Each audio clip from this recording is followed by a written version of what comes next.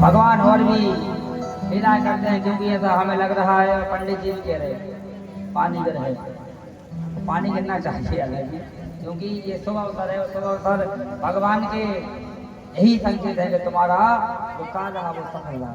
इसलिए कथा को हम धीरे धीरे करके आगे बढ़ाते हुए जा रहे हैं। लीला के माध्यम से सुखदेव जी वर्णन करते हैं कि आज भगवान ने देखा कि सब कुछ ठीक चल रहा है और रुक्मणी जी ने कभी हमें परेशान नहीं किया।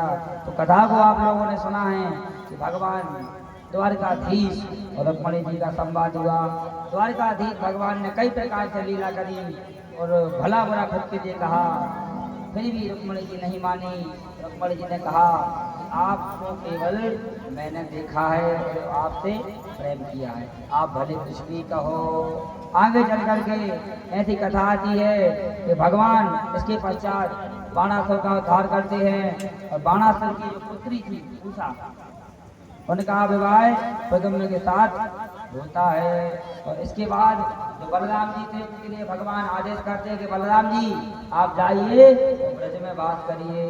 और भगवान का एक परम सखा था, उसका नाम था क्या, पौंड्रक, वासुदेव पौंड्रक। वो देखने में तो भगवान के जैसा था और उसको लग रहा था कि हम भी भगवान हैं। तो उसने क्या किया, नकली 4 हाथ लगवा लिए, सुदर्शन चक्र लगा लिए और सबसे कहता है कि हम ही द्वारिकाधीश हैं। देखने में भगवान के जैसा था। आप लोगों ने लीला में देखा होगा, जो कृष्णा नाम का जो चरित्र लीला आती थी उसमें वासुदेव पौंड्रक नाम का एक दैत्य था, उसका भी भगवान ने अंत में उद्धार कर दिया। आगे नारद जी महाराज आते हैं और भगवान की दिनचर्या देखते हैं। देखते हैं नारद जी भगवान की दिनचर्या की, बताओ भगवान के 16,108 विवाह हुए, फिर भी भगवान एक साथ 16,000 पत्नियों के साथ में लीला के माध्यम से रह रहे हैं। इसके बाद में पांडवों को राष्ट्रीय यज्ञ आता है। संक्षिप्त में इतना ही है, राष्ट्रीय यज्ञ तभी होता है जब सारे राज्य के राजा इकट्ठे होते हैं, तब जाकर के राष्ट्रीय यज्ञ प्रारंभ किया जाता है।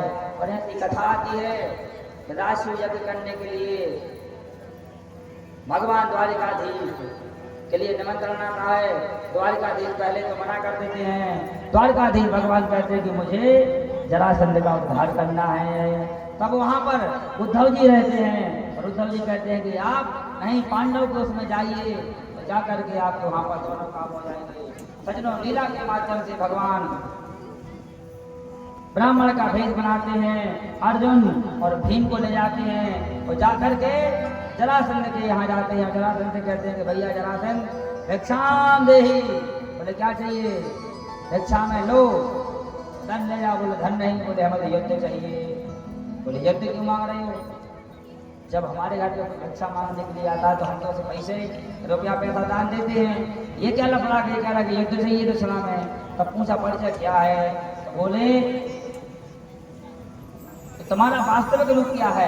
तब जाकर के भगवान ने बताया कि यह अर्जुन है और ये भीम है। बोले अर्जुन वही जिसने महाभारत के युद्ध में अपने गुरु की हत्या कर दी थी, ऐसे गुरु हत्यारे का तो हम मुख भी देखना नहीं चाहते हैं, हम इसके साथ युद्ध नहीं करेंगे। बोले भीम के साथ कर लो। बोले भीम तो ठीक है। बोले तुम कौन हो, तो बोले हम इनके मामा के लड़का। तो तब जाकर के जरासंध समझ गया कि ये तो कोई कृष्ण है भगोड़ा। बोले भगोड़े तुम यहाँ भी आ गए, बोले हम तुम्हारे साथ युद्ध नहीं करेंगे। बोले क्यों, अभी हाल ही वो इसलिए नहीं कह रहा था कि हम तुम्हारे साथ युद्ध नहीं करेंगे। बोले क्यों नहीं करेंगे, क्योंकि 17 बार तो भगवान ने इसके लिए हराया, इसको हराया जरासंध को, और 18वीं बार क्या किया जरासंध ने, ब्राह्मण को बंदी बना लिया। कल हमने कथा सुनाई थी आपके लिए। 18वीं बार जरासंध ने ब्राह्मण को बंदी बनवा लिया और ब्राह्मण से विजय का कलावा बनवा करके छल से, क्योंकि भगवान के भक्तों के रक्षक हैं, तो भगवान को पता चला कि ब्राह्मणों की हत्या हो जाएगी, इसलिए भगवान रण छोड़ करके भाग गए। तो जरासंध कहता है अरे तुम तो रण छोड़ो, तुम भाग गए, अब हम तुमसे युद्ध नहीं करेंगे। तो भगवान ने कहा ठीक है भैया, हमसे नहीं करो, इनसे करो। अब ऐसी कथा आती है कि भीमसेन के साथ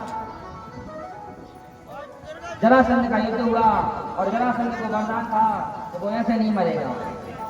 उसकी एक राजनीति पाई पड़ गया, भैया देखो यार तुमने वो खुल गया पाई, हम तुमसे कह रहे हैं ना देखो झटका है, नशे लगा के देखो यार, हल्ला नहीं करो, आराम से हो जाएगा, दूसरी चटनी से बना रहो तो घबराने की बात नहीं, हो जाएगा। उसका भी क्रिया भगा बड़ी भक्त वत्सल भगवान की जय। नशे नहीं लियाओ, 2 घंटा में लाऊंगा।